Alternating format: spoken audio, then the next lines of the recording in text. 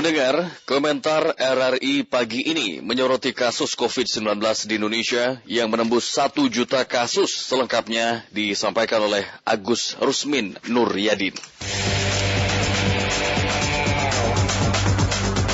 Editorial Pro 3. Selamat pagi. Kasus COVID-19 di tanah air menembus 1 juta kasus. Jumlah itu muncul setelah ada penambahan 13.094 kasus baru COVID-19 dalam 24 jam terakhir.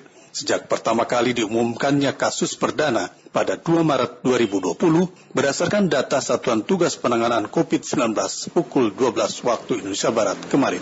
Total ada 1.012.350 kasus COVID-19 di Indonesia. Pemerintah melalui Kementerian Kesehatan Republik Indonesia merespon tembusnya 1 juta kasus COVID-19 di Indonesia. Menteri Kesehatan Budi Gunadi Sadikin meminta seluruh masyarakat untuk bekerja keras mengurangi laju penularan virus corona di tanah air. Menurut Budi Gunadi, angka akumulasi kasus COVID-19 pada hari kemarin memiliki 2 makna penting. Pertama, rasa duka yang mendalam dari pemerintah dan dari seluruh rakyat Indonesia atas jumlah angka tersebut. Ada banyak saudara kita yang sudah wafat dan ada lebih dari 600 tenaga kesehatan yang gugur dalam menghadapi pandemi ini. Kemudian langkah kedua, untuk menekan laju penularan virus menurut Menkes Budi Gunadi, yakni dengan bekerja keras melakukan testing, tracing, dan treatment. Menurutnya, hal ini jadi cara paling ampuh mengurangi laju pertambahan kasus. Pertanyaannya adalah, apakah yang menjadi penyebab makin bertambahnya kasus COVID-19 di Indonesia?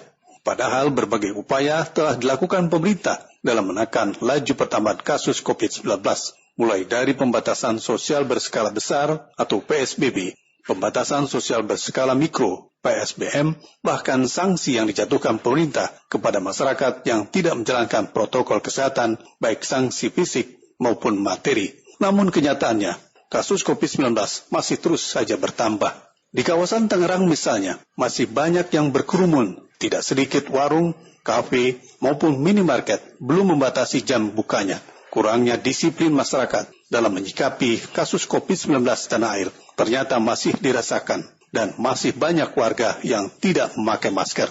Bagaimana mungkin kasus COVID-19 dapat ditekan jika saja masyarakat kurang disiplin dan dituntut ketegasan pemerintah agar pengorbanan yang sudah dilakukan tenaga medis itu tidak sia-sia. Akhirnya, semua pihak harus prihatin karena sudah ada 28.468 orang yang meninggal dunia karena virus corona dan 163.526 orang yang masih terpapar COVID-19. Demikian komentar. Selamat pagi.